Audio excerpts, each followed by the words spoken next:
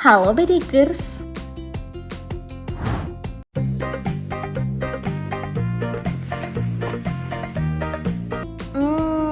Ayo kebangetan banget deh kalau kamu nggak tahu dengan musik opening ini. Yup, pastinya sangat melekat dengan Warkop DKI. Tapi baru-baru ini, grup komedi legendaris itu baru saja menjadi buah bibir. Gak lain kalau muncul 3 pemuda yang mirip wajah Dono, Kasino, dan Indro. Kemunculan mereka bahkan sempat bikin heboh dan menimbulkan kontroversi. Lantas bagaimana ini bisa terjadi? Yuk simak sampai habis video dari aku, mari kita bongkar.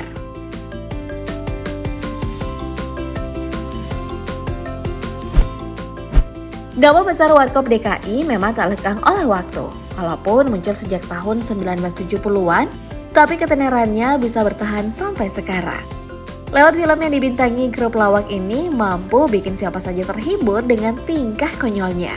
Saking populernya, di era saat ini banyak muncul akun media sosial yang mengatasnamakan penggemarnya. Selain film bertemakan Warkop DKI kembali digarap ulang untuk mengobati rasa rindu penggemarnya, walau pemerannya bukan lagi Dono, Kasino, dan Indro, sebut saja Warkop DKI Reborn, Jangkrik Bos Part 1 yang dirilis tahun 2016. Yang mana pemerannya adalah Abimana Arya Satya sebagai Dono, Vino Gebastian sebagai Kasino, dan Tora Sudiro sebagai Indro.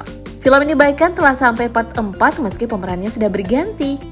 Tapi belakangan muncul 3 pemuda yang wajahnya mirip grup lawak Warkop saat masih muda. Ketiganya sempat viral di media sosial beberapa waktu lalu. Mereka adalah Sepriadi Chaniago, Alfred, dan Alvin Dwi Krisnandi. Saking miripnya, warganet bahkan menyebut mereka sebagai reinkarnasi Warkop DKI. Soalnya mulai dari wajah sampai gaya busananya menyerupai Dono, Kasino, dan Indro. Jadi gak heran kalau mereka disebut-sebut reinkarnasi grup lawak legendaris itu. Menurut kamu mirip gak nih? Tapi ngomong-ngomong, siapa sebenarnya 3 pemuda ini?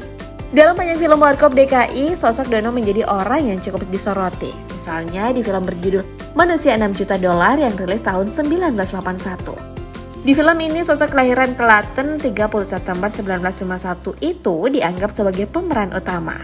Kalau sosok Dono yang baru ini viral bernama Sepriadi Chaniago.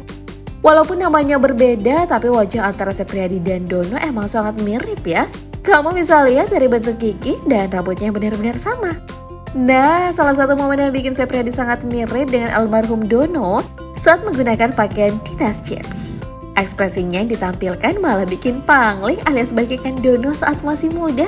Atau mata aku aja nih yang melihat sosok Dono dalam diri Sepriadi. Dan ternyata Bedikers sejak masih duduk di bangku sekolah dasar, ia memang sudah sering dikatakan mirip dengan Dono. Makanya sampai sekarang sosoknya lebih dikenal sebagai pria yang bernama lengkap Wahyu Sardono. Sosok Sepriadi sendiri berasal dari kampung dalam Priaman, Sumatera Barat. Dulunya, dia ikut berjualan kerudung dengan saudaranya. Tapi sekarang sudah sukses loh karena telah memiliki usaha sendiri yang dirintis di kawasan Cipadu. Awal kemunculannya, Asep sapaannya rutin mengunggah video TikTok miliknya. Dari situ ia pun viral dan dikenal sebagai orang yang mirip Dono. Saking viralnya berimbas dengan adanya ajakan untuk gabung dengan pria yang mirip Kasino dan Indro. Agar bergabung dalam sebuah konten komedi bertajuk Sketsa Warkopi, ia kemudian memberanikan diri ke Jakarta dan ketiganya dipertemukan. Sungguh kebetulan ya, bagaikan alur cerita sebuah film. Lantas bagaimana dengan Alfred yang mirip dengan sosok Kasino? Nah, dalam deretan film Warkop DKI, sosok Kasino menjadi orang yang kadang-kadang untung banyak. Sayangnya ia akhirnya berpulang pada 15 September 1997 karena tumor otak. Tapi nama besarnya terus bertahan sampai sekarang. Sampai akhirnya muncul sosok Alfred. Di sapaan akrabnya gak kalah mirip dengan sosok Kasino. Lihat aja nih foto keduanya saat tersenyum. Apalagi dengan menggunakan kacamata hitam dengan busana kemeja yang dikenakan. Ekspresinya pun tak kalah mirip dengan Kasino yang bikin keduanya bagaikan kakak beradik. Menariknya kalau dari sejarah Warkop DKI yang menyebutkan Indro paling muda, namun sosok Alfred ini malahan menjadi anggota termuda dari Warkop loh. Sebab yang ternyata pemuda yang baru lulus SMK dan paling doyan menyaksikan film-film Warkop DKI. Lewat film itulah ia bisa mempelajari gesture sekaligus gaya bicara Kasino. Oke, kita beralih ke sosok mirip Indro. Indro Jojo Kusumo Negoro menjadi sosok yang diajak gabung oleh Kasino dan Dono. Lalu dibentuk grup lawak Warkop. Setelah mendulang kesuksesan sampai melegenda, Indro pun menjadi satu-satunya sosok yang bertahan sampai sekarang. Namun akhirnya muncul pemuda bernama Alvin Dwi Krisnandi. Pria asal Bandung, Jawa Barat ini dikait-kaitkan dengan sosok Indro karena wajahnya yang sangat mirip. Bagaimana tidak? Lihat aja nih bentuk wajahnya benar-benar mirip Indro. Mulai dari bentuk wajah, bola mata, sampai saat ia tersenyum. Namanya mulai dikenal luas setelah mengunggah foto dan video di media sosial. Tapi ternyata Bedikers, Alvin ini sebenarnya seorang atlet taekwondo loh, yang menjadi atlet saat masih berstatus pelajar. Hebatnya, ia turut mewakili Indonesia dalam beberapa ajang internasional seperti di Thailand, Mesir, dan Korea. Dan sekarang, di sela kesibukannya bersama Warkopi, Alvin ternyata punya usaha jual beli ponsel.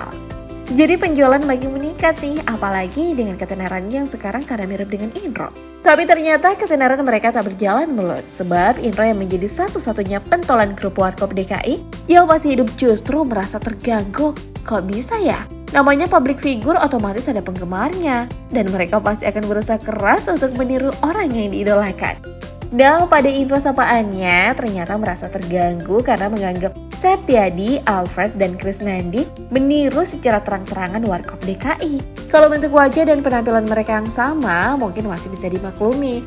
Tapi ketiganya turut mendirikan manajemen, padahal kata Indro, Warkop DKI itu memiliki haki. Haki bukan kekuatan milik Monkey D. Luffy ya, atau kekuatan para karakter di anime One Piece ya. Tapi hak kekayaan intelektual yang dipegang oleh masing-masing pihak dari Dono, Kasino, dan Indro. Artinya para peniru Warkop DKI ini tak boleh memperkaya diri dengan cara menduplikat secara komersial apa yang telah dilakukan Warkop DKI. Atau yang lebih umumnya, mereka tak boleh membawa embel-embel Warkop DKI hanya untuk memperkaya diri. Ada benarnya juga sih, apalagi para peniru ini telah warawiri di beberapa stasiun TV dengan membawa nama besar Dono, Kasino, Indro. Jadi menurut kamu gimana Bedikers? Dan memang mereka dibentuk dengan sengaja dan dinaungi sebuah manajemen. Hal itu juga diungkapkan komika Ernest Prakasa. Selain itu, Alvin turut mengakui soal manajemen yang didirikan kala muncul di acara televisi Lapor Pak. Namun ketiganya tetap menjalani aktivitas seperti biasanya. Asep memang masih berdagang pakaian, Dimas aktif jadi konten kreator di TikTok, dan Alvin masih menjalankan bisnis jual beli ponsel. Selain Indro yang keberatan, anak Kasino Hana turut geram dengan tindakan mereka. Ia bahkan melakukan somasi terhadap ketiganya yang melakukan kegiatan komersial. Kebetulan putri tunggal Kasino ini adalah pengurus lembaga Warkop DKI yang merupakan pemegang hak eksklusif yang sah. Kalau sudah begini kan jadi ribet. Dan setiap orang memang memiliki hak untuk melakukan apa saja, tapi kadang-kadang masih terhalangi aturan dan hukum seperti yang dilakukan 3 pemuda peniru Warkop DKI. Gimana menurut kamu sendiri, Bedikers?